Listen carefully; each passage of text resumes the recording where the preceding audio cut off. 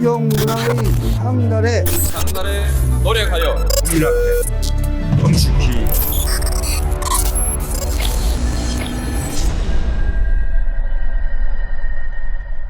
네, 반갑습니다. 정치비와 그땐 왜 18번째 시간 시작하도록 하겠습니다. 안녕하세요.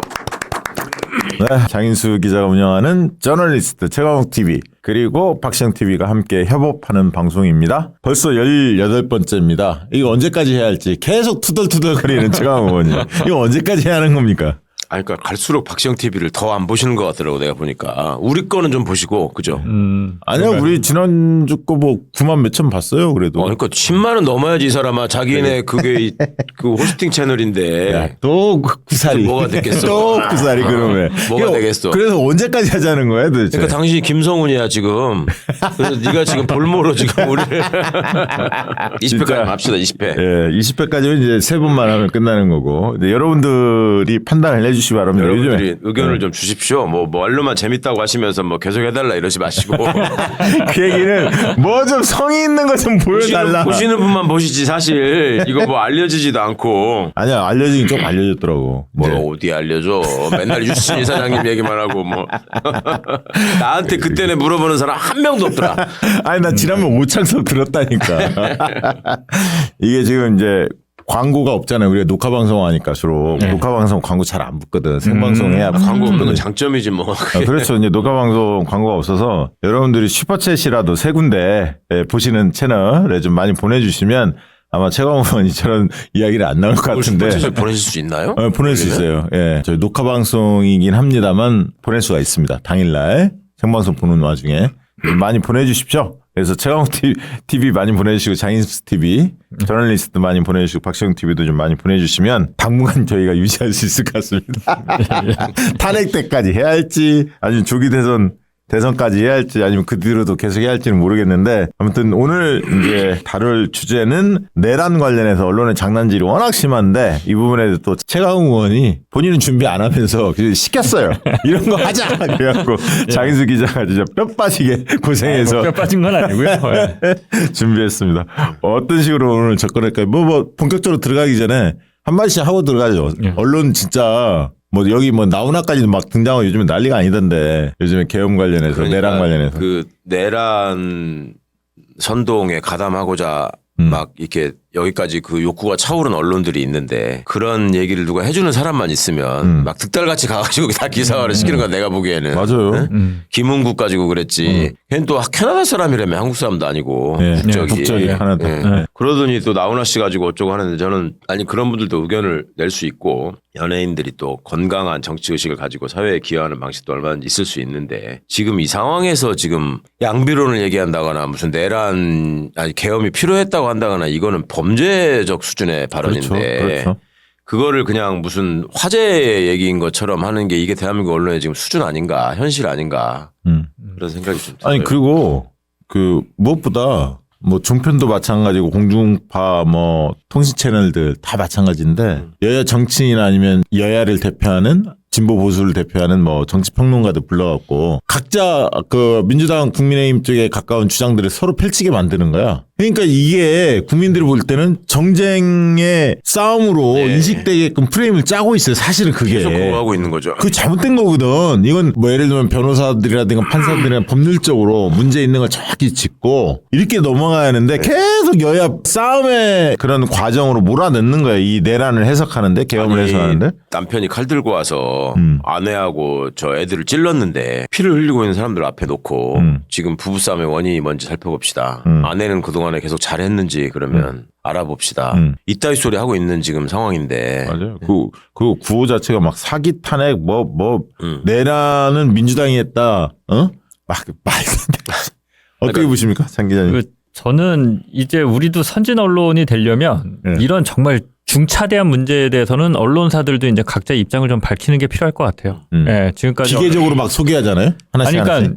요럴 때는 요런 식으로 보도하고 그게 유리할 것 같으면 다운표 딱 따고. 예, 또 요것과 관련해서는 또 이렇게 보도하고 이게 큰 하나의 내란인데도 불구하고 초반에 이게 12.3 계엄 비상계엄 터졌을 때는 다 이거는 안 된다라는 식으로 조중동까지 다 보도를 했지만 결국은 또 계속 해방을 놓고 있잖아요. 그렇죠. 예, 내란을 처벌하는 것과 관련해서는 내란은 잘못됐다라고 하면서 내란을 처벌하면 안 된다라는 건 또 무슨 논리인지는 모르겠는데 아무튼 이런 중요한 국가적 중대사와 관련해서는 언론사들도 자기네들의 시청자 국민들에게 책임을 진다는 의미에서 입장을 확실히 좀 밝히고 방송을 하는 게 필요하지 않을까. 아니, 근데 지난번에 열받은 게 뚜껑이 열린 게 연합뉴스 TV가 석동현이가 변호인으로 윤석열 측 변호인으로 정식 등록도 안 돼 있는데 뭐 입장 발표하는데 그걸 라이브로 틀어주더라고. 야, 나 그거 보면서 그러니까 애들이 신난 거야. 석동현, 윤곽근 막 계속 나오면서 방송이 계속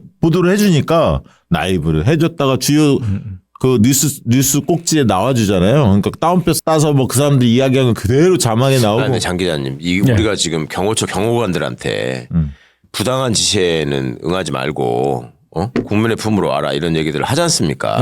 뭐 Q&A까지 심지어 만들어 배포하고 이런 상황이잖아요. 그게 경호관들한테만 그럴 게 아니라 언론사에서는 기자들은 그게 지금 이게 분명히 내란 상황에서 지금 범죄자들의 얘기라고 하는데도 데스크가 시키면 그냥 가서 합니까? 그냥 하죠.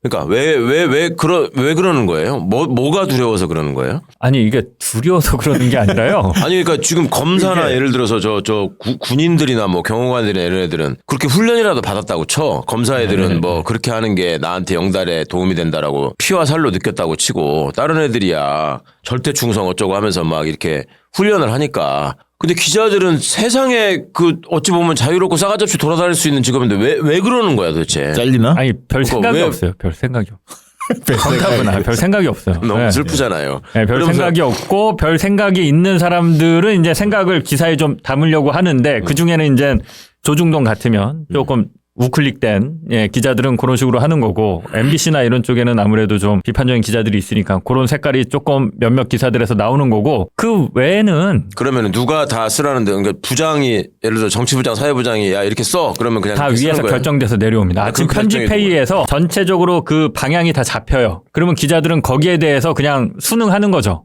그 언제부터 그런 거예요? 자기가 장 기자가 처음 계실 때도 그랬었어요? 네, 그 수십 년 그렇게 하는 거고. 아니죠. 그러니까 내가 듣기로는 그렇게 해서 뭐가 내려오면 예전에 언론사에서 주로 나오는 후일담이나 무용담 같은 거는 그리고 기자분들이 술자리에서 자기가 기자 생활하면서 뭘 겪었나 얘기할 때 보면 그때 무슨 부장이 말 같지도 않은 거를 뭘 쓰라고 해가지고 내가 옮겼더니 뭘 저기 해가지고 뭐 내가 의자로 찍었다 뭐 이런 소리 하고. 그러니까 매일 벌어지는 게 아니라 그거는 어쩌다 한 번. 그러니까 그런 경우가 있어요. 이게 내려오는데 이걸 이렇게 쓴다는 게 말이 돼? 그렇죠. 예. 그러니까 나 기사 안 써. 못 써. 딴 기자 시키든지 난 이렇게 못 써.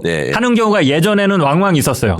그게 그러니까 모든 게 이렇게 크리티컬하지 않잖아요. 이게 뭐 내란처럼 그냥 늘 벌어지는 사건 사고 그날 정치 뉴스 경제 뉴스 뻔하니까 그런 건 그렇게 가는데 최 의원님 말씀대로 최근에 별 생각이 없다는 게 이게 뭐 요새 기자들을 비하하는 것 같아서 좀 죄송하긴 하지만 옛날에는 그게 있었거든요.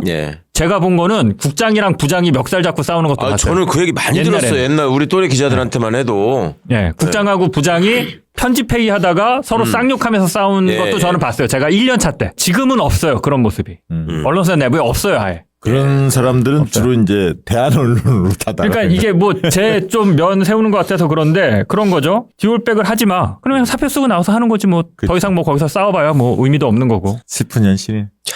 어째야 돼. 그러니까 그렇게 살아가는 것들이 남들이 또 저거 하는 거에 대해서 어떻게 저 부당한 지시는 따르지 마십시오라는 기사를 어떻게 쓰겠어. 지가 그렇게 안 사는데. 그러니까 부당하다고 인식을 안 한다니까요. 그러게. 그러니까 다른 사람 욕할 일이 없다니까요. 기자들 입장에서 서보자면. 그러니까 저 모양 저꼴로 기사가 되고 있는 거 아닌가. 슬픈 얘기인데 이게 하나 조금 더 근본적으로 들어가면 과거 선배들은 왜 그랬냐면 언론 기자가 되고 싶어서 됐었어요. 기자가 봉급은 적지만 기자가 이제 사회 참여적인 일을 할 수 있고 바로 고위 관료나 정치인들을 만나서 상대를 하면서 뭔가 행위들을 하잖아요. 기자 언론도 같이. 그거에 큰 가치를 두고 했었다면 지금은 기자가 하고 싶지 않은 직업이에요. 그래서 왔다가 다른 데 갈 생각들을 많이 해요. 어디로 많이 가요? 언론사로 안 가고 딴 데로. 공무원. 예. 아, 그래요? 예전에는 저 같은 경우만 하더라도 들어와서 세계일보에 있다가 더 큰 언론사로 가야지. 예. 저는 평생 기자로 살 거니까. 요새는 들어왔는데 뭐 예를 들어서 열심히 이제 기자실 가면 토익책 펴놓고 토플책 펴놓고 공부 많이 해요. 공사 이런 홍보 쪽에서 그렇죠. 공보나 홍보 다른 데 기자 경력이 도움이 돼요? 그런데 가는데. 그거는 모르겠어요. 그거는 요새 생긴 트렌드여갖고 그거는 제가 잘 모르겠는데. 아니, 요즘에 글을 논리적으로 쓰는 사람들이 그렇게 많지 않거든. 젊은 세대 감성적인 글은 그렇죠. 발달돼 있는데. 그러니까 기자 하면 아무래도 그런 부분은 트레이닝이 좀 되지. 그 기자. 트레이닝을 받기 위해서 오는 사람은 없고 네. 딴 데 가기 전에 기자가 어떻게 됐으니까 그냥 있다가 딴 데 더 좋은 데로 가볼까 이런 생각을 많이 하는 것 같아요. 아니 그러면 예전에는 기자 잠깐만. 되게 어렵잖아. 예전에 언론고시 시절이라고 할 때는 그러니까, 예. 제가 주변에 언론사 준비하는 사람들을 보면 우리 또래 때는 모든 언론사 시험을 다 보잖아. 네, 다 그렇죠. 보다가 하나 되면 가잖아요. 그렇죠, 그렇죠. 일단. 저도 제가 그랬어요. 예. 예, 예. 근데 지금은 그러면은 언론사도 보고 뭐 공기업도 보고 일반 회사도 보고 하다가 하나 예, 걸리면 예. 갔다가 그렇죠. 옮겨간단 말이에요. 예, 예. 더 좋은 직. 그래. 아. 우리 조카가 얼마 전에 무슨 일간지 기자로 들어갔는데 걔 공부 잘했는데. 아니,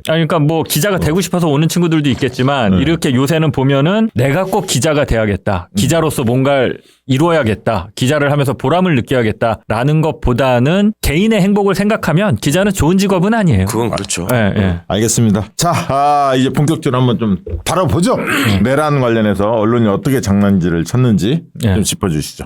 앞에 이제 최강 의원님 말씀하셨는데 기자들이 나 뜨겁잖아요. 자기가 직접 그런 얘기하면 문해와 문해. 누군가 입을 빌리는 거죠.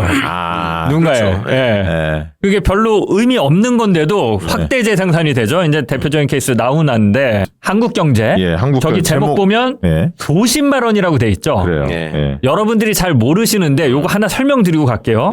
여기 이제 기자 이름이 나와요. 예. 윤승민 기자라고 나오는데 저 제목은 윤승민 기자가 다는 게 아니에요. 저 데스크에 단다 이거지. 아니요. 저거 제목만 다는 팀이 따로 있어요. 편집팀이라고 그래서 신문 같은 경우는 취재 기자는 저도 그런데 MBC도 마찬가지고 제 기사에 제목을 달아서 기사를 보내는데 네. 최종적으로 출고될 때 그 제목을 바꾸는 사람들이 있어요. 그게 편집부예요. 편집팀, 나 편집부. 데스크들이 하는 줄 알았더니. 그러니까 데스크들도 하는데 예. 제목에 대한 편집 권한은 편집부가 갖고 있어요. 그래요? 원래가. 예. 그래서 저 제목은 편집부가 판단을 해서 기사 내용을 보고 편집부가 판단을 해서 하는 거예요. 근데 이제 예. 이거는 편집부에 그러니까 이름이 드러나지 않죠. 편집부의 모 기자, 나 편집부의 팀장이 나훈아 소신 발언했네 이렇게 평가를 한 거지. 무슨 한국경제. 개똥철학이다. 저 밑에 써 있는 기자는 저 제목을 만든 기자가 아니라 내용. 밑에 기사를 내용, 썼죠. 네, 기사 쓴 기자잖아요. 기사를 썼죠. 예. 근데 한국경제 입장이 그대로 드러난 거죠. 근데 이제 한국경제도 보면 첫 문장이 가수 나훈아가 마지막 콘서트 무대에서도 소신 발언을 이어갔다. 리드 문장이 이렇게 시작을 해요. 시작을 해요. 예. 그러니까 제목이랑 일치하죠. 이거는 일치하죠. 한국경제고 그다음에 SBS 기사를 보면 SBS는 조금 생각이 없는 듯. 나는 생각이 없어. 그냥 전화할 뿐이야. 그렇죠. 이런 입장을 취하고 있죠. 저거는 이제 나훈아의 워딩 그대로 그냥 실어놓은 한쪽 거죠. 뻘겋고 한쪽 퍼렇고 갈라치기 한데 동서화합을. 네가 동서화합을 위해서 뭘 했다고 나훈아야. 근데 요 SBS 기사도 보면 아무튼 기자의 어떤 비판 의식이나 생각이 들어가 있진 않아요. 나훈아의 워딩을 그대로 하는데 그래도 여기는 보면 나훈아에게 되게 유리하게 편집을 해줬어요. 어떤 식이냐면 일단 기자가 이렇게 했습니다. 어지러운 세상에 대한 쓴소리를 아끼지 않으며 자신의 소신을 쏟아냈습니다. 요 굉장히 긍정적인 발언이죠. 그렇죠. 아무튼 뭐 동서화합은 안 된다. 뭐 이런 식으로 화합은 안 된다? 동서화합을 해야 된다. 이런 나라를 그대로 물려줄 수 없다. 이거 저도 다 동의하는 얘기거든요. 예. 이런 식으로 딱 이제 그 굉장히 상식적이고 건전한 워딩들을 많이 이렇게 발췌를 해줬어요.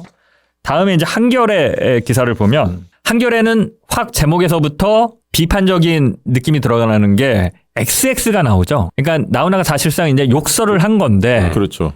그거를 그냥 딱 그렇게 해주는 거죠. 나훈아가 사실은 굉장히 이게 무슨 소신 발언하는 게 아니라 설화에 가깝다. 예. 욕하고 점잖지 못한 모습을 보여주고. 그래서 이 보면은 기사에도 보면 계속 XX가 나오고 리드 문장 첫 문장에 보면 기자가 이렇게 씁니다. 자신의 왼쪽 발언이 왜곡됐다고 주장했다. 주장. 네, 주장했다. 그리고 여기서 나훈아가 얘기는 했는데 어른이 얘기하는데 이제 얼라들이 떠든다는 식으로 이렇게 느낌이 그렇죠. 들거든. 예. 김영록 지사하고 김원희 의원이 얘기했는데 그렇죠. 김영록 지사는 60대예요. 60대 한 중반 될걸? 후반 정도?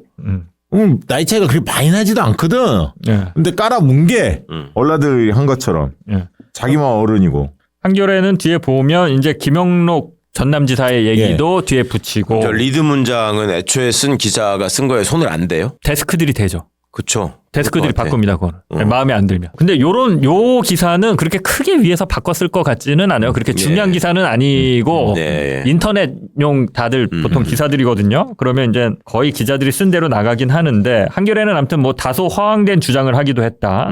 그리고 어른이 얘기하는데 XX들 하고 있어. 이런 식으로. 좀 이건 XX가 뭘까? 뭐 지랄들하고 네, 있어. 그러니까 그럴 것 같아. 한겨레는 나훈아의 발언이 굉장히 무리가 있다라는 쪽으로 기사를 쓰죠. 그러니까 똑같은 걸 갖고도 세 개의 언론사가 지금 다 방식이 다르죠. 접근하는 게. 그리고 나훈아는 늘 어떤 사회적 참사나 이런 부분에는 또 별로 언급한 적이 없잖아요. 이런 정치적 사안에 대해서 자기가 오른쪽 보수 쪽이잖아요. 그럴 때만 물타기용으로 늘 이런 식으로 나서더라고요. 제 기억은 그렇습니다. 다른 적이 있었는지는 모르겠는데 제 기억에는. 세월호라든가 뭐 이태원 참사라든가 중요한 국면에 내가 별로 발언한 적 못 봤어요. 모르겠습니다. 저는. 그러니까 제 기억에는 그렇다는 거예요. 기자회견이나 페북에 이렇게 자신의 생각을 정리해서 뭐 썼다거나 그러면 뭐 저 기자니까 인용 보도하는 거는 크게 뭐라고 하고 싶진 않은데 콘서트장에서 자기 팬들 데리고 한 얘기를 언론이 이렇게까지 학대 재생산을 해서 국민들 싸움을 붙일 필요가 있나 이 생각은 좀 듭니다. 네. 예. 근데 뭐 그게 나훈아가 이제 저널리즘이라는 게 그런 거잖아요. 어떤 게 기사인가, 어떤 게 기사감인가 이런 거를 취사 선택하는 게 결국 저널리즘을 가장 단순하게 규정할 수 있는 얘기잖아요. 그쵸. 그러니까 이제 저게 나훈아 씨의 발언이 항상 저렇게 뭐 뉴스가 되는 거였으면 또 모르겠는데 지금 이 상황에서 내란과 관련한 발언을 하니까 저거를 딱 집어가지고 이제 활용을 한단 말이죠. 근데 나훈아가 저렇게 발언한 이유는 그게 보도될 것을 알고 한 거 아니에요, 솔직히? 그게 콘서트장에서 한 거니까 저는 솔직히 그거는 잘 모르겠습니다. 근데 과거에도 나훈아 씨가 콘서트에서 그런 예를 들면 어떤 발언을 하면 그게 보도 곧잘 됐었어요. 예. 그걸 알 거예요. 왜 모르겠어요. 소속사들 다 있는데. 뻔히 알지. 아니 근데 저 기사와 관련해서는 아까 이제 제목은 편집 기자가 하는 거다. 그다음에 리드 문구나 이런 거에 대해서 데스크가 손을 댈 수도 있다라고 하시는데 뭐 이렇게 뭐라고 열심히 최근에도 그런 일이 있었더라고. 저기 그 성대 이황희 교수라고 헌법연구관 출신 교수가 있어요. 그 사람이 쓴 논문 중에 이제 그 이번에 왜 내란죄를 탄핵 사유로 삼았냐 안 삼았냐 뭐 이거 가지고 이제 국힘이 시비를 붙을 때 그와 관련한 그러니까 탄핵 심판 사유로서 그 형사재판의 이슈나 이런 것들이 뭐 어느 정도 포함돼야 되고 이게 심판의 대상이 되느냐 있는 것과 관련해서 쓴 논문이 있는데 그걸 조선일보 기자가 이제 연락을 한 거야. 그래가지고 뭐 이래저래 물어보고 이제 설명도 해주고. 근데 이제 논문의 취지는 그 헌법재판 과정에서 그 형사재판에 뭐 무슨 그런 이슈나 이런 사실이 필요적으로 꼭 변론에 포함돼가지고 뭐 다 다뤄지는 거는 바람직하지 않다 뭐 이런 취지였던 것 같아요. 근데 이제 그걸 써야 되니까 중간에 이제 언급하는 내용이 있었을 거 아니야. 그러면서 이제 이황희 교수도 별로 그렇게 조선일보 취재를 안 당해본 사람이니까 일단 다 대답을 해주고 열심히 설명해 주잖아 그러면. 그러고서 이제 슬쩍 걱정이 되니까 당신네 그 회사의 그 논조나 편집방에 맞지 않으면 그 내 인터뷰를 싣지 않아도 된다. 그러니까 아니 교수님 아닙니다. 지금 말씀 주신 대로 그대로 저희가 잘 지면에 반영하겠습니다. 뭐 그리고 나중에 컨펌까지 왔대. 잘 해서 올렸습니다. 그랬는데 보니까 이제 전형적인 조선일보 방식. 뭐 진에 필요한 부분만 딱 따가지고. 그렇죠.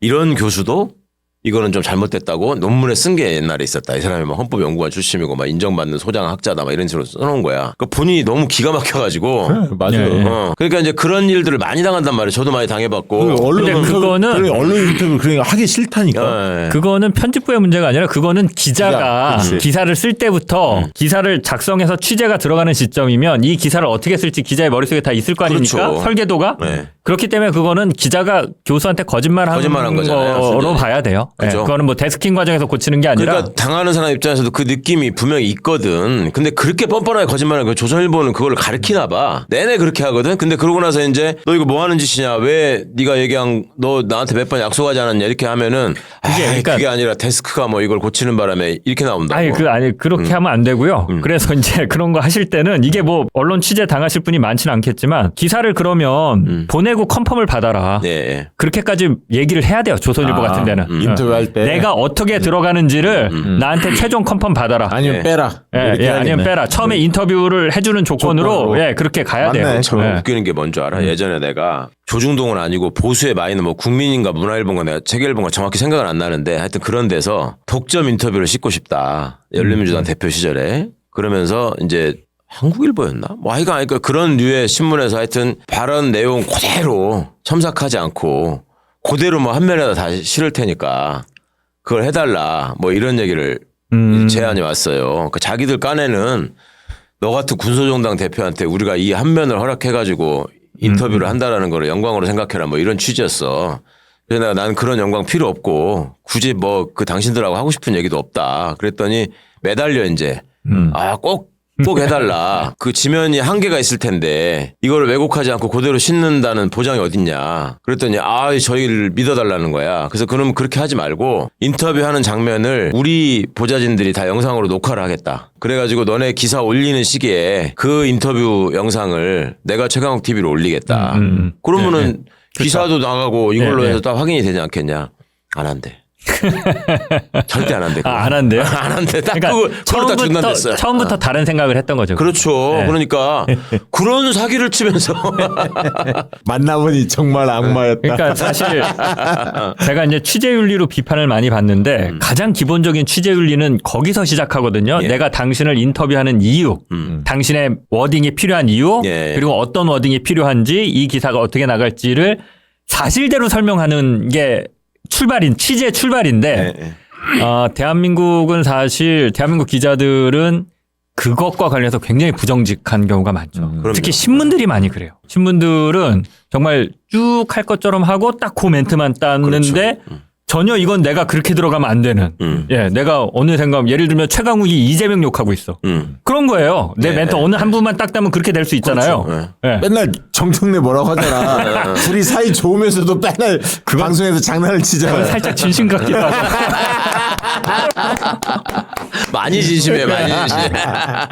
근데 이게 신문들이 뭐가 문제냐면 그걸 일반인들이나 일개 개인들이 일일이 다 대응해서 바로잡기가 너무 힘들어요. 그렇죠. 네. 너무 힘들어요. 그러니까 당하고 넘어가고 당하고 넘어가고 그리고 되는 그런 거를 또 언론중재에 제소하거나 뭐 소송해봤자 아니 그 말을 한 적은 있지 않냐. 그렇죠. 그렇게 이런 되는 식으로 거죠. 해버리거든. 네. 그렇게 해서 말하자면 이런 언론사의 비틀어진 시각을 가지고 사실을 왜곡해서 국민 독자들을 속이기에 아주 좋은 그런 수법들을 발전시키고 있었다는 말씀을 좀 드리고 싶었던 거예요. 그게 지금 이번 국면에서 너무나 여실히 드러나고 있어서 정말 화가 난다.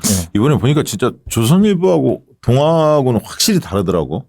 동아가 좀 많이 윤석열한테 비판적이죠. 그좀 온지는 좀 됐는데 최근에 이제 조선일보도 윤석열에 대해서 굉장히 비판적이었지만 이게 이제 대성국면을 열리게 돼 있기 때문에 확실히 또 국민의힘 좀 빨아주는데 여념이 없습니다. 그래서 동아 고발했잖아요. 무슨 윤석열이 사진 냈다고. 맞아. 고발했더라고. 사진 찍은 거. 대표가 또 어떤 부분 짚어주시겠습니까? 이제 한번 영상을 한번 MBC에서 이제 요 관련해서 보도들이 문제가 많다라고 그래서 이제 MBC라는 언론사가 다른 언론들을 좀 비판한 리포트를 하나 실었는데 요거 영상 짧게 보시겠습니다. 지난 6일자 조선일보 1면 법이 무너졌다는 제목과 함께 사진 2장을 나란히 배치했습니다. 탄핵 찬성 집회는 도로 막은 시위대, 체포영장 집행을 막은 쪽엔 차벽 세운 경호처라고 표현합니다. 둘 다 문제란 식의 전형적인 양비론입니다. 이면에서도 탄핵 찬반 집회 사진을 같은 크기로 보여주며 국가 혼란이 한남동에서 극대화하고 있다고 양측을 싸잡아 비판합니다. 많은 언론이 주목했던 윤석열 대통령 추정 인물의 관전의 포착 장면도 9개 중앙일간지 중 유일하게 조선일보만 해당 사진을 일면에 싣지 않았습니다. 체포영장 재발부 이후인 어제 9일자 논설주간 김영 칼럼에선 자신이 지휘하던 수사기관에 끌려가는 장면을 당장 수용하기 힘든 대통령의 심리도 이해되는 면이 있다고 적었습니다. 또 직무가 정지된 대통령은 국민 삶에 영향을 미칠 아무 힘이 없다며 체포하지 말라고 노골적으로 요구합니다. 공수처 수사 자체를 불법으로 규정하고 응하지 않겠다는 윤 대통령 측 입장과 같은 맥락으로 실제 조선일보는 일방적 주장으로 점철된 이들의 기자회견 역시 비중 있게 다뤘습니다. 야, 정말 전형적인 네, 그냥 그 양비론인 거죠. 네. 이게 그러니까 와. 기계적 중립이 왜 위험하냐면 한쪽은 지구가 둥글다고 그러고 그렇죠. 한쪽은 지구가 평평하다. 평평하다고 하는데 이걸 우린 기계적 중립을 지킬래. 지금 딱 그러고 있는 거거든요. 한국 언론이. 네, 네. 예. 제가 그 지구가 둥글다 평평하다 이게 박문진 이사할 때 진짜 많이 했네. 아, 그 생 어거지를 쓰니까. 그러니까 자기네도 이게 의견인데 왜 말이 안 된다고 하냐고 하면서 이제 표결하자고 하는 거거든. 그것들 수법이 고영주, 차기환이, 김광동이 뭐 이런 것들 모여가지고 그럼 그때마다 너는 지구가 평평하다고 하는 건데 지금 그거 가지고 지금 표결의 대상이냐 그게. 지금 보면 또 하나 읽히는 게 무장한 공권력끼리 한남동 공선정된 예, 조선일보. 조선일보 예. 기사죠. 네. 이 기사를 보면 이게 지금 국가 권력끼리 충돌해서 예, 유혈 사태가 나면 안 된다. 예, 지금 누가 제목을 보면 권력기관 간에 의견이 달라가지고 서로 맞붙는 지금 계속 그렇게 프레임을 그런 식으로 잡아가잖아요. 하고 있어요. 뭐 저기 최상무 권한대행도 마찬가지, 예. 권성동 뭐 등등등 다. 아니 한쪽은 체포 대상이고 하나는 그러니까. 합법적으로 법원이 영장을 발부한 집행하는 영장을 건데. 들고 가는 건데 이걸 그냥 등가시키는 거죠. 네. 똑같은 목소리를 가진 하나의 두 국가 기관으로 이게 이제 앞에 말씀드린 아주 이제 나쁜 중립인 거죠. 나쁜 예, 중립. 나쁜 진짜 중립. 보수 저 구구 세력들. 내가 청와대에 있을 때는 나는 네. 피의자도 아닌데 계속 무슨 뭐 왜 출석 안 하냐 어디 가서 왜 조사 안 받냐 무슨 특권 의식이네 어쩌냐면서 매일매일 기사 써대던 놈들이 나 진짜 그러니까 법치를 입에 올리면 안 어이가 돼. 없어서. 저놈들은 예. 진짜 자격이 없어. 우리 집까지 경비실 속이고 돌아가지고 문 두드린 놈들이야. 왜 안 나가십니까? 뭐 이러면서. 그래서 그 방금 기사 그래픽 한번 보여주시겠어요? 이게 이제 그 나름 이렇게 혹하게 조선일보가 이런 거 잘하는데 이제 뚫고 들어가려면 어떻게 뚫고 들어가야 되는지 맞아요. 체포영장을 저거- 집행하는 쪽이 저 많이 화제가 됐어요. 1차 저지선 있고 2차 저지선 있고 3차 저지선 있는데 이걸 다 뚫고 들어가야 되는데 이 과정에서 이제 불상사가 생길 수 있고 뭐 큰 소요 사태가 일어날 수 있다. 이런 약간 좀 공포감 내지는 이런 것도 불러 일으키는 거죠. 근데 장 기자님 예. 저런 식의 조선일보식의 저런 논조나 이런 것들을 그 선배가 붙잡아 놓고 야 이런 기사는 원래 이렇게 써서 만드는 거야라고 가르칠까요? 아니면 지가 스스로 체득을 할까요? 처음에 가르치죠. 그래요. 네, 처음에 가르치죠. 조선일보 들어갈 때 이미 그 생각 갖고 들어가는 거 아니에요? 조선일보 내가 들어가겠다 하면 조선일보 색깔이 어떤 건지 뻔히 알고. 아니야 처음부터 꼭 그런 것 같지는 않아. 그래? 요새는 어떨지 모르겠는데 옛날에는 예. 아까 말했잖아요. 언론사 시험 보다가 그냥 한번 되면 간다니까 그건 그냥 진짜 거기를. 한참 전 얘기 아니에요? 70년대, 80년대? 근데 그런 선수들이 다니다 보면은 80년대 학번들은 내가 한 40쯤 돼서 만나 보면 이게 맛이 가 있더라고. 옛날에 그렇게 열심히 돌 던지고 뭐 어쩌고 했던 애들도 조선동아에 가 있는 애들 얘기를 들어보면 호통 치고 싸우기도 많이 했어. 문화일보 뭐 논설 쪽에 뭐 실장, 논설위원 뭐 이렇게 했던 분들 또 과거에 뭐 학생운동 했던 분들 많이 있어요. 그럼 완전히 많지. 헷가닥 갔죠. 조선일보 기자들 중에 운동권 출신이 많아요. 예. 근데 이제 이거는 제가 이렇게 발이 넓지 못해서 함부로 일반하긴 그런데 느낌이 있긴 있어요. 면접 볼 때 걸르는 것 같아요. 조선일보에서. 그러니까 운동권인데 서울대 출신 결국은 선호하잖아 조선일보가 또. 조선일보 예, 서울대 왕국이라고 엄청 옛날에 선수를 강중만 네. 교수가 쓴 거 보면 한겨레는 90%가 서울대고 조선일보는 70%가 서울대라고 뭐 옛날에 90년대 얘기긴 예. 하지만 근데 아무튼 조선일보 기자들 보면 이게 조선일보 기자들한테는 좀 미안한 얘기인데 아무튼 운동권이지만 아니 지금 국민의힘에 주사파들 엄청 가 있잖아요. 그렇죠. 그러니까 그 똘끼가 저는 조금 느껴져요. 예, 운동권이지만 운동권 안에서도 권위적이고 뭔가 이렇게 가부장적이고 언어와 이런 정치적 지향은 굉장히 진보적인 것 같지만 그 그렇죠, 행태와 그렇죠. 습속이 굉장히 보수적이고 가부장적인 사람들이 있거든요. 그렇죠. 그런 느낌이 좀 있어요. 그러니까 그러니까 저게- 그거는 면접에서 좀 걸리는 것 같긴 해요. 정식 인터뷰로만 사람을 속여먹는 게 아니라 어떤 그 취재원과 기자 사이의 관계를 맺을 때도 사기를 치거든. 굉장히 그 생각에 동의하는 척하고 이 존중하는 척 이렇게 친근하게 다가오고 대화에도 참여하고 하고서 나중에 보면 이제 그런 거 악용해가지고 막 기사를 이제 써대거든요. 이게 저 이제 아주 1년차, 2년차 때 이제 그 당시에 열린우리당 시절에 출입을 했을 때 제가 들었던 얘기가 뭐냐면 조선일보 그 열린우리당이 여당이니까 그때 여당을 열심히 취재를 해야 되잖아요. 그럼 조선일보 기자들이 열린우리당 의원들과 그때까지만 해도 이제 노래방이나 가라오케 이런 데를 가던 시절인데 네. 기자들과 네. 정치인들이 조선일보 기자들이 다 넥타이 풀러서 여기다 묶고 다 이거 하면서 같이 이제 젠가 그 민중가요를 부르고 그랬다라는 네. 얘기를 듣고 네. 제가 야 아무리 그래도 그렇게까지 그 수그리면서 취재를 해야 되는 거야? 아 근데 조선일보가 참 열심히 하긴 한다. 예, 이랬던 기억이 있어요. 그러니까 조선일보가 열심히 하는 건 맞아요. 그런 식으로. 아까 그 권위적인 그런 어떤 습성이 남아있는 사람, 가부장적. 네. 그 얘기하니까 떠오르는 정치인이 있네. 뭐 김문수, 신지호, 원희룡.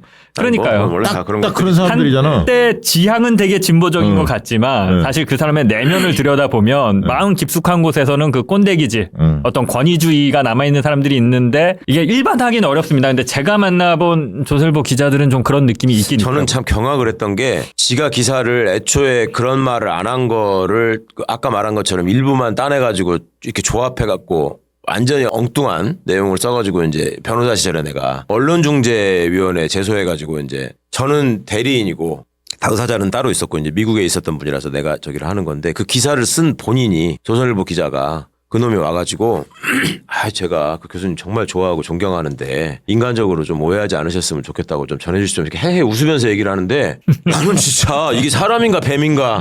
기사는 그렇게 써놓고. 기사는 막 그렇게 저기 해서 언론중재에 끌려온 놈이 대단하다니까 그것도 진짜. 네, 저는 고발 살출 때 손준성 변호인이 와서 인사했던 기억이 나네요. 약간 그런 느낌이었어요. 예. 우리를 좀 미워하지 않았으면 좋겠다라는. 예. 그때가 두들겨 패놓고. 그런 짓 많이 해요. 그 MBC 리포트에 잠깐 나오긴 했는데 김창균 칼럼 관련한 기사를 이거 또 한번. 진짜 이거 화제가 됐어요. 조선일보 논설 주간이죠? 예. 직무 정지된 대통령 꼭 끌어내서 수사해야 하나. 요거 이게 앞에는 어떤 분석 기사였다면 그 네. 저지선 뚫는다는 분석 기사였다면 요건 이제 칼럼 사설이죠. 그래서 정진석이가 저기서 인스피레이션을 얻어가지고 오늘 그런 소리를 했구나. 뭐 이런 표현을 했어요. 탄핵 소추안 통과로 직무가 정지된 대통령은 우리 속에 갇힌 맹수 신세다. 국민 삶에 영향을 미칠 아무런 힘이 없다. 그런 대통령 꼭 물리적 힘으로 끌어내 수사받게 해야 하나. 그래야 민주당 사람들과 그 지지층의 속이 시원하겠나. 시원하다. 요새 조선일보의 어떤 이 기사의 흐름을 보면 내란이나 비상계엄까지는 이게 어쩔 수 없는 거고 불법이니까 팩트로는 인정하는 것 같은데 지금 체포에 대해서 강하게 그치. 반발을 하고 그 있어요. 얘기죠. 조선일보가 네. 체포를 막겠다. 국격. 윤석열이 체포돼서 끌려 나오는 모습을 보이지 않겠다라는 의지가 강하게 읽히거든요. 그게 이제 국민들한테 심어주는 강렬한 게 있거든. 네, 그렇죠. 대결구도로 만들어 가려고. 네. 아니 그러니까 체포대에서 나오는 장면이 딱 보여주면 야 진짜 잘못했네부터 시작해서 이제 국민들한테 뇌리에 딱 물론 들어오죠. 이제 그 장면이 두고두고 이제 역사에 남을 거라서 그렇죠. 그런 것도 있지만 이제 저것들의 제일 나쁜 수법이 어떤 상황이 갈등 상황이 생겼을 때 그거를 부각시켜서 양비론으로 하는 건 명수인데 왜 그 상황이 생겼는가에 대해서는 절대 설명을 안 해. 조선일보가 그럼 이제 이렇게 물으시는 분들이 있어요. 제가 드리고 싶은 말씀은 윤석열을 아직도 지키겠다는 거냐 조선일보는. 그게 아닙니다. 윤석열은 이미 버렸어요. 버렸는데 조선일보나 기득권 세력은 뭐가 무섭느냐. 국민, 시민, 민중의 힘으로 최고 권력자가 아주 모욕적인 방법으로 끌려 내려오는 그 장면. 그렇죠. 그렇죠. 을 뇌리에 각인시키고 싶지 않은 거예요. 그거는 역사적 장면이 되는 거고 그렇죠. 민주주의의 승리가 되는 거고 국민들 힘없는 사람들의 자신감이 되거든요. 그렇죠. 중요한 표현이네. 이게 두려운 거예요. 맞아요. 네. 이게. 정확히 보신 거예요. 네. 정말. 네. 그거를 막겠다는 거예요. 윤석열은 애초에 버렸습니다. 애초에. 옛날 노래 치면 민중 권력 쟁취인데 민중의 힘으로. 그러니까 이제 지들은 계속 구름에 떠 있는 지배층이어야 되는데 그렇죠. 그게 구름 밑으로 끄집어 당겨서 떨어진다 땅으로. 이 모습이 사진으로 남는 게 그렇죠. 싫은 거예요. 국민의 힘으로 끌려 내려오는 게 싫은 거고 네. 이런 상황에서도 국민들이 한번 난리를 쳤으니까 그래 정리는 우리가 할게. 이게 필요한 거죠. 기득권 세력들한테는. 그리고 시간이 벌면서 조선일보가 몰인 녹적이 사실은 저는 전국적으로 대선이라고 보거든요. 그거를 보수를 최대한 결집을 시키는 계기를 만든 거잖아요. 시간 질질 끌면서 양비론 터뜨리면서 결국 말하는 대로 계엄은 문제가 있지만 이 과정에서 민주당도 잘못하는 게 많다.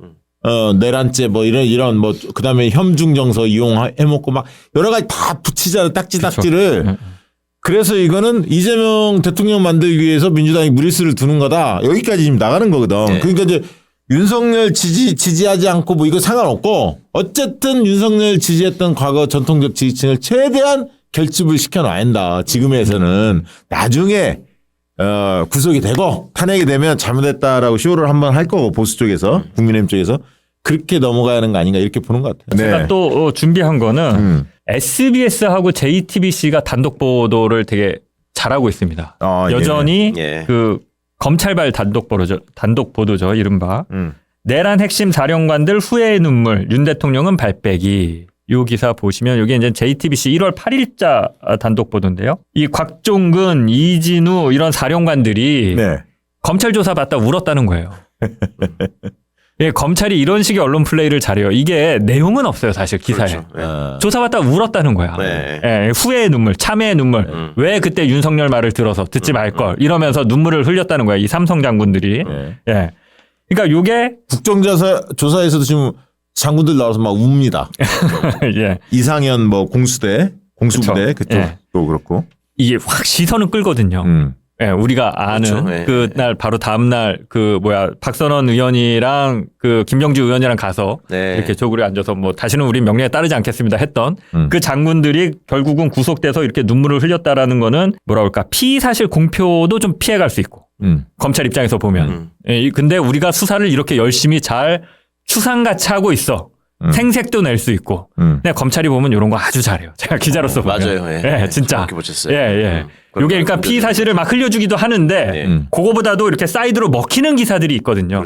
뭐 예를 들어서 연쇄 살인범이나 파렴치범을 잡아왔는데 설렁탕을 한 그릇 시켜줬더니 나갈 때 보니까 국물 한 그릇도 없이 싹싹 잘 비웠더라. 예를 들면 이런 것들. 그렇죠. 이게 심리적으로 이렇게 뭔가 사람들을 할 수 있는 거. 근데 검찰이 이런 걸 가지고 자신들의 수사 동력으로 삼는 그렇죠. 그런 행위들을 아주 잘합니다. 근데 지금 이게 이제 문제는 뭐냐면 조국 가족을 사냥할 때 일가족을 사냥했을 때 썼던 수법 과 그 수법 자체는 똑같아요. 그때 음식 시킨 거 갖고 난리 쳤잖아. 그거 뭐 그때도. 취재하고 예, 막. 그러니까 일기장 가져와서 무슨 무슨 건물주가 꿈이에요. 그 전 국민이 다 건물주가 꿈이지. 그게 뭐 대단한 거라고. 근데 그게 마치 뭐 되게 큰 것이냐. 그런 식으로 언론 플레이 하면서 동력을 삼았잖아요.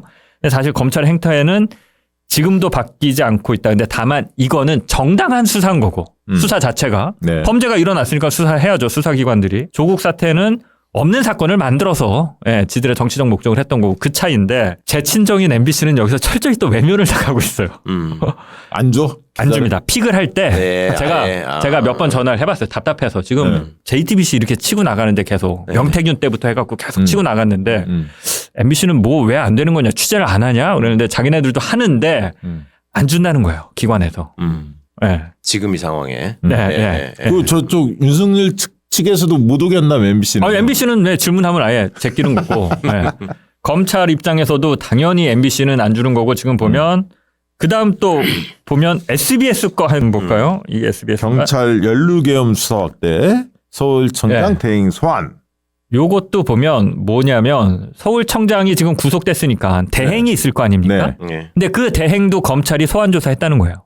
그러니까 뭐가 있는 것처럼 경찰의 비리가 많은 것처럼. 저 대행은 그냥 법률 자문을 해줬다라고 해요. 서울청장한테 그 국회를 막는 데 있어서 이게 합법적이냐 불법적이냐 그 설명을 법률적 자문 변호사 출신이어갖고 그걸 해줬는데 너 법률 자문 해준 거 맞아? 그리고 이제 소환 조사했다라는 거죠. 그러니까 네. 저런 식으로 검찰은 경찰도 막 열심히 수사하고 군인들도 열심히 수사하고 한 것처럼 하고 있죠. 그리고 또 하나 제가 말씀드리고 싶은 거는 이런 검찰발 기사에서 요새 사라진 문구가 있어요. 예. 언론들이 좀 눈치를 보는 것 같아요. 검찰 관계자라는 표현을 절대 안 써요. 검찰발 단독인데 옛날 같으면 첫 문장 나가고 두 번째, 세 번째 문장에서 검찰 관계자는 SBS 그렇죠. 취재진에게 뭐 JTBC 이렇게 취재진에게 이렇게 말했다. 이게 이제 SBS 기자한테만 검찰 관계가 얘기해 줬으니까 단독이니까 딱 그거 보면 아 단독이네. 이걸 누가 취재했다는 거야를 한참 봐도 잘 모르겠어요. 검찰에 대한 신뢰도가 떨어져서 그런가? 그러니까 하도 욕을 먹어서 그걸 그러니까. 의식하는 거지. 네. 예. 하도 욕을 너네 또 먹으니까 검찰 스피커 짓거리 하는구나. 네. 이 소리 듣기 싫으려고. 지금 다 본 게 검찰발 기사거든요. 네. 검찰 관계자란 표현이 한 번도 등장을 안 그러네. 합니다. JTBC도 그렇고 SBS도 그렇고 한번 잘 보세요. 이게 달라진 풍경이네. 네, 달라진 풍경이에요. 우리 이 시간에 이거 진짜 잘 하고 있다. 장 기자가 네, 확실히 이렇게 설명해 주시니까 이제 잘 들어와. 이게 보이네. 이게 지금 자, 여러분 그건 장난이지. 지금이 슈퍼챗 쏠 타임입니다. 이것도 이제 단독 기사 노상원 말에 현역들 일사불란 뒤에는 김용현 있었다. 이것도 검찰반 단독인데요. 그렇죠. 마지막에 뭐라고 나오냐면 비상계엄 특별수사본부에 따르면 요렇게 검찰이라고 안 하고 멈춰라. 그것도 기사 마지막 부분에 그렇죠. 이 기사 마지막 부분에 이렇게 합니다. 원래는 두세 번째 문장에 나와요. 리드 문장 띄우고 바로 검찰 관계자 이렇게 말했다. 바로 그냥 그 스트레이트로 빵 치고 나가는 거거든요. 단독은. 네. 근데 이거는 기사 마지막에 비상계엄 특별수사본부에 따르면 거기 그 누군지도 몰라. 어디 소속인지. 그러니까 이게 사람들 헷갈리거든. 이렇게 보면 이게 공수처인지 맞아요. 검찰인지 네. 이것만 보면 모르고 그래서 제가 앞에 기사를 보면 뭐 이런 식이에요. 노 전 사령관의 말에 힘을 실어준 건 김용현 전 국방장관이었습니다. 그러면 이거를 니네가 누가 취재한 건지가 나와야 되거든요. 그냥 이런 식이야. 뭐 김 전 장관이 노 장군 지시대로 행동하라고 명령을 내렸기 때문에 따를 수밖에 없었다고 뭐 덧붙였습니다. 이거 누가 했다는 얘기야. 저게 사실은 노상원 김용현한테 듣고 했을 때 쓸 수 있는 말이잖아요. 예. 근데 이제 사실은 검찰발인 거죠. 그러니까요. 검찰발이에요. 예. 검찰 수사 결과니까 그걸 지적하신 검찰발인데 거잖아요, 지금. 이제 검찰을 우리가 수사한 거를 가리는 진풍경. 그러니까. 이게 불과 몇 년 전만 하더라도요. 경쟁이 치열했고 이게 왜 그렇게 쓰냐면 브레이킹 그러니까 자랑하는 거예요. 기자들끼리. 기자들 사이에서 자랑하는 거예요. 나 이렇게 취재했다. 출입처에서. 나 검찰에 빨대 있다. 네, 그렇죠. 나 검찰 무시하지 마. SBS가 딱 그렇게 쓰면 나 잘 나가. MBC 기자들이 되게 이제 스트레스 받거든요. 그 짜릿함과 그 성취감이 네. 있어요. 그거에 기자들이 좀 취하거든요. 그거 되게 경계해야 되는 건데. 내가 단독 쓰고서 출입처에 딱 들어갔을 때 다른 애들이 나를 보라보는 눈빛. 네. 그러니까 그게 누구야? 라고 딱 검찰 관계자, 검찰 고위 관계자, 뭐 수사팀 관계자 막 이런 식으로 쓰는 거죠. 예. 아주 잘 드러나는 데다가 기사에 딱딱 박았는데 언론사들이 이제 하도 욕을 먹다 보니까 잘 보세요. 그런 표현들이 사라졌습니다. 검찰 관계자에 따르면 검찰 관계자는 땡땡 말했습니다. 뭐 SBS 취재진에게만 뭐 MBC 취재진에게 이렇게 얘기해 줬습니다. 이런 표현이 사라졌어요. 네. 되게 좀 특이한 거고 이런 거는 한 발 한 발 좀 그래도 진전되는 거라고 볼 수 이게 있어요. 진짜 중요한 말씀입니다. 저는 이 대목에서 꼭 말씀드리고 싶은 게 공수처 뭐 무능하고 답답하고 여러 가지로 마음에 안 들고 화가 나지만 그나마 공수처가 있으니까 저 장난질이 현저하게 줄어든 거예요. 이거 만약에 네. 검찰이 주도하는 그렇죠. 수사로 하고 있다고 해봐. 처음부터 끝까지. 매일매일 저런 이상한 식의 얘기들 계속 나올 거예요. 저희가 언론만 양비론을 하는 게 아니라 검찰 검찰도 발 헷갈리게 만들지. 양쪽으로 올리지 마. 자, 그리고 또 어떤 부분 짚어주시겠습니까? 예, 이거 제가 영상이나 사진은 따로 준비 안 했는데 이 취재 경쟁이 어떻게 시작했냐면 이제 원재현 PD가 진행하는 고양이 뉴스라는 그 예. 유튜브 채널 있잖아요. 유명하죠. 예, 예. 거기가 처음에 그 대통령실 관저에서 마이바흐 2대가 나갔다라는 것과 여성이 계산책을 시킨다. 라는 영상을 단독으로 촬영을 했습니다. 그 이후에 취재 경쟁이 붙어서 오마이뉴스가 윤석열로 보이는 사람이 이렇게 막 그 자기 경호 이렇게 현장 지휘하는 영상을 또 그 단독 보도로 내보냈죠. 그래서 지금 거의 웬만한 특히 유튜브 채널 중심으로 많이 하고 있는데 그 촬영이 가능한 포인트가 있거든요. 지금 다 거기 가서 대통령실 관저를 촬영을 하고 있어요. 실시간으로. 예, 그렇죠. 모 채널은 네. 아무것도 없는데 그걸 그냥 실시간으로 띄워놓고 있어요. 예, 예. 근데 이게 불법입니다. 그렇죠. 불법이죠. 그냥 네. 현행법에 그냥 불법이에요. 근데 이게 네. 과태료 사안 아니에요? 뭐 어떤 사안입니까? 이게 짧게 뭐 쉽게 얘기하면 싼티게 맞을 수 있는 사안이니까 그렇게 하는 거 아니에요, 언론이? 그게 수사기관이 마음먹기에 따라 달렸죠. 달라요? 네, 정색하고 세게 나가고 세게 처벌한다라고 하면 세게 처벌받을 수 있죠. 근데 여러 군데 다 했잖아, 지금. 안 지금은 그런 상황이니까 예전에는 어떤 것들이 좀 있었냐면 저도 그런 그게 있는데 그 천안함 침몰했을 때 네네. 평택의 그 제2함대 사령부 네. 앞에 가서 거기 그 앞에 정문을 찍다가 제지를 당한 적이 있어요. 보안 시설이다 어쩌고 해가지고. 네, 근데 이제 정문 정도야, 야, 정문 지나가면서 다 보는 걸. 그래갖고 저 멀리 가서 이렇게 뭐 땡겨 찍기도 하고 그랬었는데 어찌됐건 불법은 맞습니다. 근데 그럴 때는 그냥 지나갔어요. 네. 정부에서 일일이 그거 다 시비 걸기 그렇고 뭐 크게 중대한 잘못은 아니니까. 근데 이번에는 경호처가 바로 오마이뉴스를 고발 조치했거든요. 예. 네, 현행법 위반으로. 네. 그 경호 시설이니까. 그때 MBC 헬기도 막 띄웠었잖아요. 헬기 어디요? 띄웠어. JTBC가 헬기 띄웠지. JTBC인가? 초반에. 중간에 응, 중단됐다고 하더라고. 예. 이게 현행법과 국민들의 알 권리, 관심 이거는 사실 일치하지 않는 경우가 많아요. 맞아요. 그리고 취재라는 게 정보를 다룬다는 거는 정보를 수집하는 거잖아요. 이게 투명하고 윤리적이고 깨끗하고 법을 다 지키면서 하기는 어려워요. 우리가 왜 국정원이 음지에서 일하고 뭐 양지를 지향한다라고 하는 게 정보 수집이라는 게 어떻게 뭐 법대로 다 윤리대로 하겠어요. 근데 취재가 좀 비슷한 측면이 있거든요. 그래서 요거는 어떤 답이 있는 게 아니라 그냥 화두를 좀 던져보고 싶은 거죠. 네. 이게 지금 불법인 걸 알아. 촬영하는 사람도. 근데 감수하고 하는 거죠. 그럼 이 사람들을 욕해야 되는 거냐. 처벌해야 되는 거냐. 처벌은 어떤 식으로든 받을 겁니다. 예, 고소를 하면. 불법이 너무 명백하니까. 그렇죠. 이런 경우에 그럼 우리는 어떻게 해야 되는 거냐. 예. 이런 것들은 사회적으로 한번 중지를 모아볼 필요가 있어요. 굉장히 필요한 말씀이신데 경우를 좀 나눠서 보는 거는 어떨까 싶은 제안을 드리고 싶어요. 그러니까 예전에 노무현 대통령 그 봉화마을 사저에 있을 때 그때 이제 검찰이 소환 한 해 만에 어쩌네 하면서 돌아가시기 전까지도 왜 산꼭대기에다가 망원렌즈 설치해놓고 계속 그래서 이제 호소문까지 내고 그랬잖아요. 사생활은 좀 저기를 해라. 조국 장관 때도 마찬가지였잖아요. 그거는 민가라고 민가.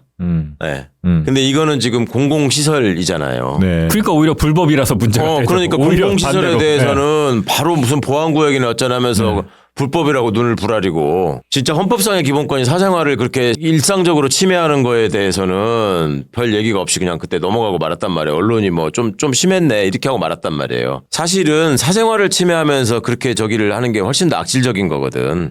네. 공공건물에 대해서 공인을 대상으로 공적인 관심사를 그렇죠. 취재하는 거는 형법상의 원칙으로 보면 위법성이 조각될 여지가 굉장히 큽니다. 그리고 지금 이거는 하물며 다른 범죄도 아니고 내란의 내란이니까. 수괴가 어떻게 돌아다니고 있는지를 보고 있는 거기 때문에 이거를 가지고 형사처벌을 하겠다고 덤비면은 그거는 언론사가 강력하게 저항하고 처벌을 면해야 될 일이라고 저는 생각하고 공공시설에 대해서 하는 거는. 근데 요것과 관련해서 조금 나눠지는 게 그래서 그 레거시 미디어라고 하는 기성 매체들은 좀 조심하는 측면이 있어요. 네네. 예, 그런 점. 기성 매체들은 자기네들이 막 직접적으로 막 찍진 않고 인용 보도를 그래서 많이 해요. 예. 하더라도 KBS, MBC, SBS, JTBC 이런 데는.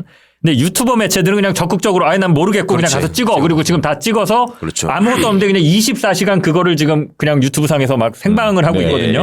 제가 취재를 해라 하지 말아라 답을 내는 건 아니고 제가 기자로서 드리고 싶은 말씀은 제가 특히 취재 과정에서 취재윤리 위반을 많이 지적을 받았어요. 검언유착 보도했을 때도 이동재 기자를 몰래 몰카 들고 제보자 X랑 만나는 장면을 그 MBC 취재진의 그 커피숍에 보내갖고 막 몰카로 촬영하고 그래서 채널A가 막 취재윤리 위반이다 이런 걸 많이 했었는데 이게 기자들이 취재하다 보면 공포가 생겼습니다. 요새는. 하도 기레기라고 욕을 먹다 보니까 이렇게 때로 덤빌 때는 강자지만 하나하나로 공격이 들어가면 되게 또 그럴 땐 기자들이 약자예요. 한 명 한 명이 취재윤리 위반으로 논란이 되면. 그래서 그럴 때는 좀 제가 당부드리고 싶은 말씀은 그 기자가 뭘 밝히려고 했던 거냐. 윤리 위반만 너무 막 욕하지 말고 그 기자가 정말 필요한 취재, 정의로운 취재, 국민들이 꼭 알아야 되는 취재를 하다가 그런 우를 범했을 수도 있다. 라는 거를 요번 건을 좀 한번 생각하면서 한번 생각해 봐 주셨으면 좋겠어요. 네, 좋은 문제 제기였던 것 같습니다. 그리고 뭐 하나 더 짚어볼 게 있죠? 그리고 요번 내란 사태 들어가서 안 그래도 이게 조금씩 그런 현상이 가속화되긴 했었는데 내란 사태 들어와서 확 가속화된 게 있어요. 보도의 힘이 대한미디어로 확 넘어왔어요. 그 뭐 중심에는 좀 김어준 그러니까 겸공의 김어준 대표가 있었죠. 왜냐하면 당사자가 되다 보니까. 그렇죠. 내란의 당사자, 피해자가 되다 보니까 당연히 당사자니까 거기 정보가 많을 수밖에 없죠. 정보가 몰리고. 공무집행 중이라고. 그래서 여러분들 다들 기억하시겠지만 김어준 공장장이 국회에 나와서 폭로를 한 게 있죠. 자기가 그렇습니다. 제보를 받았는데. 과방위에서. 그렇죠. 그 뭐 동맹국. 대사관을 두고 있는 동맹국의 어떤 인사로부터 제보를 받았는데 뭐 한동훈 사살하고 뭐 김어준, 조국, 양정철 체포해서 이송하다가 뭐 HID가 습격하고 그것도 뭐 인민군복을 입고 나중에 인민군복을 어디다 버려놓고 해서 인민군인 것처럼 위장을 하고 이런 굉장히 충격적인 내용을 폭로를 했죠. 그리고 또 미군 사살 뭐 이런 그렇죠. 미군 부대를 공격하고 이런 내용들을 했죠. 요거에 대해서 MBC 전 사장이었던 저한테는 이제 최승호 전 사장 내지는 최승호 선배가 되는데 최승호 전 사장이 비판하는 글을 올렸습니다. 예. 자기 SNS에. 네. 그러니까 내용은 이거예요. 쭉 길게 쓰셨는데 최승호 선배가 좀 신중을 기했으면 좋겠다. 제보를 받아서 그거를 어떤 검증 없이 그렇게 확인되지 않은 정보를 내놓는 게 네. 맞느냐? 네. 좀 성급하거나 신중하지 못한 거 아니냐? 그리고 그런데 예. 이 측면에서 한동훈 사살설은 지금 여러 군데에서 보도를 했잖아요. 네. 한동훈도 그런 여러 군데 채널을 통해서 들었다. 네. 그렇게 지금 나오고 있지 않습니까? 예, 예. 그다음에 미군 부대 습격 뭐 이런 것은 어떤 언론 보도를 보니까 정보사령부에서 노상원이 개인 사조직을 만들었고 그런 자리에서 비슷한 얘기를 했다는 증언들이 나왔잖아요. 그리고 김어준 씨가 정보사령부 측에 어떤 누구로부터 제보를 받은 것 같다. 여기까지 기사도 나왔거든요. 그러니까 아예 근거 없이 얘기한 건 아니죠. 예. 그러니까 최승호 선배는 이제 전통 저널리즘, 굉장히 보도를 하나 할 때 많이 취재하고 공을 들인 다음에 그 확보된 하나의 팩트, 이거를 정말 힘들게 취재하는 이 가치를 무시하면 저는 안 될 것 그렇죠, 같고요. 그렇죠. 예. 네. 근데 그 측면에서 발빠르게 움직이는 대한미디어의 어떤 성급함을 좀 비판을 한 건데 저는 이번 내란 사태를 보면서 어떤 생각이 드냐면 저도 기존까지는 최승호 선배와 같은 입장이었다면 이번 네. 내란 사태를 보면서 좀 바뀐 것 같아요. 입장이 뭐 바뀌었다라고 하면은 좀 그럴 수는 있는데 뭐냐면 김어준 공장장이 했던 폭로가 네. 효용이 너무 커요. 그렇죠. 효용이. 예. 이게 무슨 말씀이냐면 내란은 굉장히 엄청나게 큰 사건입니다. 네. 누구 하나가 공들여서 취재해서 그 절말을 다 밝혀내는 게 불가능해요. 불가능하죠. 네. 기본적으로 모든 취재는 퍼즐 맞추기입니다. 그렇죠.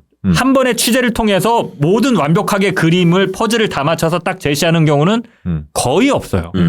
아니 김건희 여사의 도이치모터스 주가 조작 보세요. 지금 몇 년째인데 지금도 퍼즐이 맞춰지고 있어요. 그렇죠. 도이치모터스 주가 조작 예. 관련해서 계속 새로운 얘기가 나오고 근데 방금 대표님 잘 지적해 주셨는데 김어준 공장장이 한동훈 사살 얘기가 있었다라는 거를 국회에 나와서 얘기하니까 한동훈이 바로 얘기를 했죠. 네. 나 전화 받았다. 너 생명 위험하니까 조심하라는 전화를 받았다. 이게 퍼즐 조각이 맞춰진 거예요. 전통 저널리즘 방식으로 접근하면 답이 없는 게 김어준도 입을 다물고 한동훈도 입을 다물어야 돼요. 자기들이 갖고 있는 정보가 확인될 때까지는 각자 입을 다물어야 되는데 지금 상황이 그런 상황인가? 내란인데. 그렇죠. 인민군복도 보면 네. 김어준 공장장이 처음에 인민군복 얘기를 꺼냈잖아요. 네. 그러니까 사람들이 그 정보를 바탕으로 후속 취재를 해서 많이 밝혀졌죠. 지금. 네. 여기저기 막 갖다 외주를 주고 인민군복 만들라고 네. 주문 막 HID에서 넣고 맞아요. 하는 것들이 드러났잖아요. 부승찬 의원이 그것도 밝혔죠. 예, 예. 그리고 그것도 있어요. 뭐냐면 김어준 씨가 뭐라고 얘기했냐면 김어준 총수가 정보사령부 HID가 움직이는 그러니까 HID의 주 목적은 암살이다. 체포를 주 목적으로 하는 건 방첩사도 있었고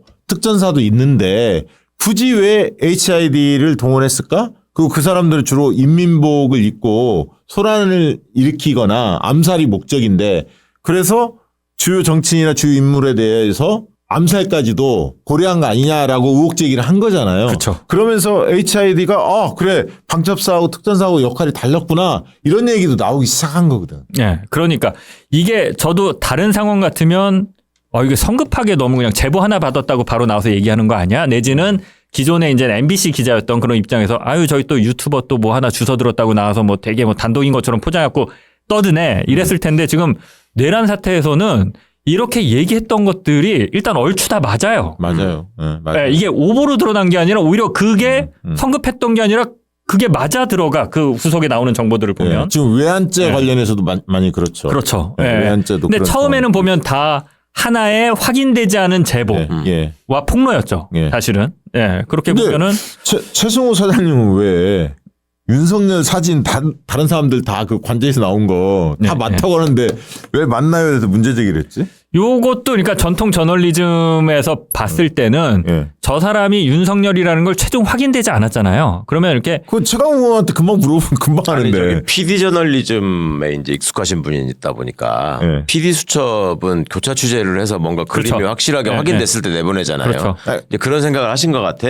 유튜브 좀 보세요. 유튜브 저 최강욱 의원님이 늘 얘기하잖아. 근데 이제 몸집만 보면 금방 안다고. 오마이뉴스도 최초 보도할 때 이제 추정 윤석열로 네. 보이는 이렇게 보도했는데 이제 조보도는 그냥 윤석열이라고 박았으니까 원거리 먼 데서 이렇게 확대해서 찍은 것 같고 저걸 윤석열이라고 단정하면 안 된다라는 건데 그거는 일리 있는 얘기입니다. 가급적이면 윤석열로 보이는 이런 식으로 가주는 게 맞죠. 예. 근데 어쨌든 약간 좀 신중한 건 나는 뭐 이해는 돼요. 내 것이 미디어에. 그리고 최승호 사장님 또 훌륭한 분이시잖아요. 훌륭한 업적도 많이 남겼는데 이게 제가 이제 최승호 선배를 앞에 내서서 하긴 했지만 최승호 선배를 비판하고자 하는 건 아니고 네. 좀 그런 게 느껴져요. 저는 특성 차이가 기성 언론에 기성 언론이 불만이 생겼을 거예요. 이번 내란 사태에서 정보가 네. 기성 매체로 가는 게 아니라 기성 매체가 오히려 의미 없는 매체가 돼버리고 그러니까 김어준이나 이런 김원준 총수의 뉴스공장을 200만 300만이 보는데 매일 거기가 훨씬 센 거지. 그렇기도 하고 제보가 이제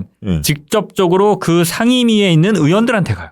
옛날에는 어떤 식이었냐면 통해서 가지. 의원이 정보를 입수를 하더라도 이거를 좀 폼나게 릴리스를 하려면 야 MBC 장인수 너 일로 와봐. 내가 이런 정보가 있는데 MBC에서 단독으로 쓸래? 이 방식이었거든요.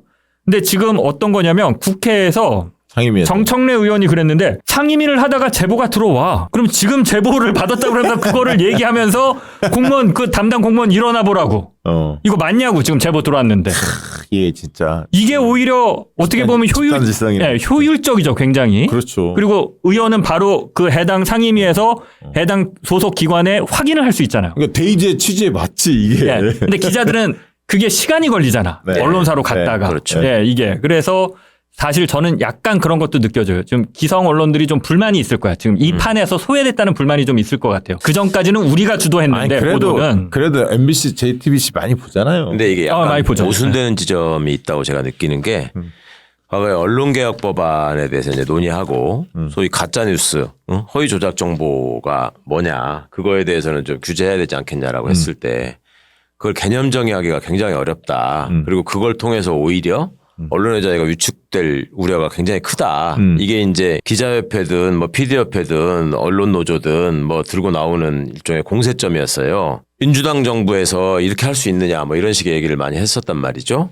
권력이 불편하니까 뭐 똑같은 짓을 한다 뭐 이런 식의 말을 했는데 저는 그 지점에 대해서 과연 진짜로 그렇게 생각해서 얘기한 건지 이 시점에서 한번 돌아봤으면 좋겠어요. 그러니까 그렇게 지금 장 기자님도 말씀하셨잖아요. 뭔가를 의혹 수준에서 음모론으로까지 보일 수 있는 상황에서 던졌다. 그러니까 예를 들어서 김민석 의원이 계엄을 준비하고 있다. 그렇죠. 이렇게 얘기했을 때 처음에 다 비웃었죠. 그거 다 비웃고 국회의원이 면책특권 보장된다고 저런 소리 해도 되냐 했지만 확인이 됐고. 그렇죠. 그러니까 이제 언론사의 얘기는 그때 그런 거였거든. 최순실 보도 같은 거를 예를 들어서 무슨 제보를 통해서 처음에 권력서열 1위는 박근혜가 아닌 것 같다 이렇게 시작을 하는데 지금 뭐 허위 조작 정보 뭐 이런 거에 대해서 뭘 하게 만들어 놓으면 당장 그거 제소해가지고 나중에 언론사가 문을 닫는 상황이 생긴다. 그러면 진실은 누가 밝히냐 이런 얘기를 했었거든요. 네. 근데 그게 진실에 기반한 의혹 제기가 있으면 그게 밝혀진단 말이에요. 그리고 언론사가 문 닫는 상황까지는 뭐 수사와 처벌과 민사소송과 이런 것들이 오래 걸려가지고 몇 년이 걸리기 때문에 그 사이에 다 판가름이 나 결국은. 이게 무책임한 의혹 제기였는지 실제 사실에 기반한 그럴 만한 사실이었는지에 대해서 당장 그 자리에서 판가름이 나가지고 언론사가 당장 망하는 것처럼 악을 썼거든. 그러니까 저는 그건 진짜 아니라고 봐요. 이게 그러니까 저는 이제 기자다 보니까 기자들이 왜 그런 얘기를 하는지 알아요. 그래서 가짜 뉴스를 처벌한다는 거에 대해서 저도 기자다 보니까 되게 이제 그 방어적인 측면이 있는데 이거는 간단해요. 맞느냐 틀리냐를 보지 말고 확인 가능했는데 확인을 했느냐 안 했느냐. 맞아요. 대표적인 게 뭐냐면 지금 국민의힘에서 떠들고 있는 중국 특파원만 비밀리에 불러서 비밀 회동했다. 이거 완전 가짜지. 이거는 가짜 뉴스예요. 왜냐하면 바로 확인이 돼. 그렇죠. 외신 기자들 바로 확인이 됨에도 불구하고 그걸 그대로 받아 썼을 때 이거는 가짜 뉴스라고 할 수 있어요. 맞아요. 근데 그 시점에서는 예를 들어서 제가 검언유착 의혹 보도를 했을 때 그게 사실인지 아닌지는 지금도 몰라요. 그래서 조중동은 지금도 제가 거짓 보도를 했다라고 해요. 왜 지금까지 안 나왔으면 안 나온 거 아니냐. 그러니까 그거를 결과에 두지 말고 그 시점에 명확하게 판가름이 날 수 있는 건데도 불구하고 틀리는 쪽으로 보도를 했다라고 그러면 그건 가짜뉴스라고 규정할 수 있어요. 단순히 결과만 놓고 틀렸어. 그러면 처벌할래. 요거는 아니다. 요거는 아니다. 전혀 아니었거든. 예전에 우리 방송에 한번 다뤘습니다만 그 정윤의 문건 세계일보 계셨잖아. 아니 그때 쇼킹했어 진짜. 쇼킹하죠. 그때 그 전에는 그런 걸 별로 본 적이 없었는데 세계일보에서 이런 걸 터뜨려? 그리고 정윤회라는 사람 그때 못 들어봤거든요. 저는 잘 몰랐어요. 저는 최순실도 야 이런 게 있었어? 그때 야 언론이 역할을 하는구나.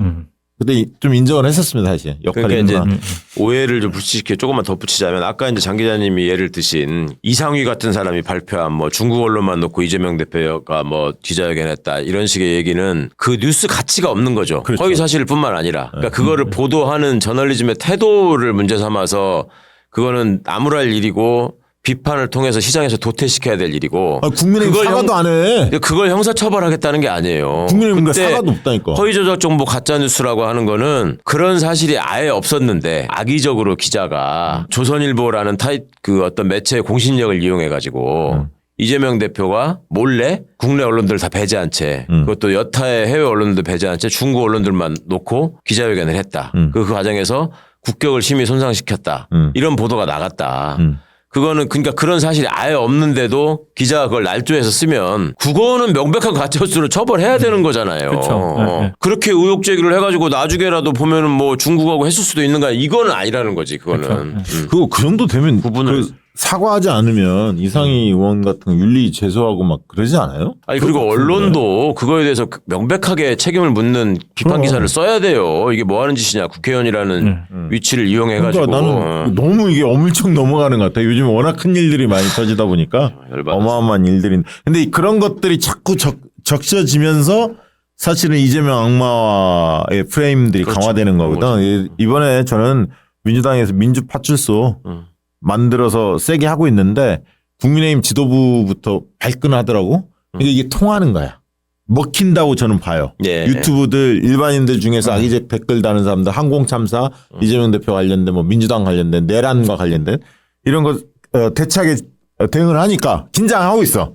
그만큼 효과적이다. 그런 생각이 들었습니다. 자, 오늘 이 내란 사태에 대해서 그 언론이 어떻게 장난질을 치고 있는지를 우리 장인수 기자가 잘 준비해 주셔서 알차게 좀 다뤄본 것 같습니다. 자, 오늘 방송은 이것으로 마치도록 하겠습니다. 고맙습니다. 감사합니다.